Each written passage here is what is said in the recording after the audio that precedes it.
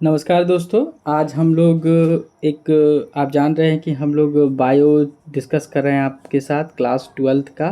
और स्पेशली ये बिहार बोर्ड और सीबीएसई बोर्ड के लिए भी है और अदर बोर्ड के लिए भी ये इम्पॉर्टेंट है। ठीक है, तो आइए हम लोग समझते हैं कि भ्रूण पोष क्या है।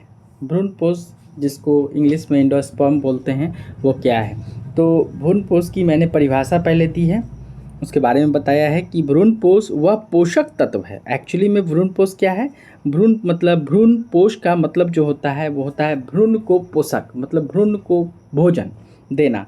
तो भ्रूण पोष वह पोषक तत्व है, न्यूट्रिटिव टिश्यू है, जो विकसित हो रहे भ्रूण को इम्ब्रायो जो भ्रूण डेवलप होते रहते हैं को भोजन प्रदान करता है। वो उसे भ्रूण पोष कहते हैं हम लोग। ठीक है, अब यहाँ पर देख लीजिए, यहाँ पर ये क्या दिया हुआ है, आवृत्त बीजी एंजियोस्पर्म में क्या होता है, भ्रूणपोष द्विनिषेचन यानी कि डबल फर्टिलाइजेशन के बाद बनता है या सामान्यतः त्रिगुणित यानी कि 3n होता है। ये आवृत्त बीजी की बात कही गई है। ठीक है, वहीं पे अगर हम अनावृत्त बीजी की बात देखें, अनावृत्त बीजी के बारे में देखें तो भ्रूणपोष निषेचन से बनता है और यह अगुणित यानी कि n होता है, जबकि आवृत्त में क्या होता है, 3n होता है।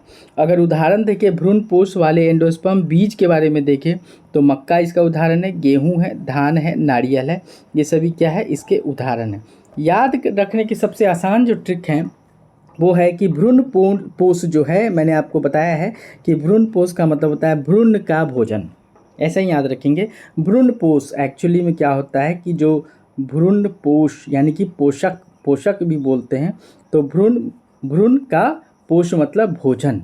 ठीक है, यानी endosperm food storage tissue for embryo. ठीक है, ये बहुत ही आसान है और एक काफ़ी इम्पोर्टेंट है।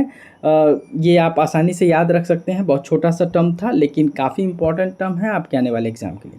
ठीक है, तो बने रहिए हमारे इस चैनल पर और देखते रहिए ऐसे ही नए नए जानकारी जो आपके एग्ज़ाम में और आने वाले कॉम्पिटिटिव एग्ज़ाम के लिए इम्पोर्टेंट होता है। तब तक के लिए थैंक यू, और हमारे चैनल को विज़िट करते रहिए ताकि आपको नई नई जानकारियाँ प्राप्त होते रहे। Thank you.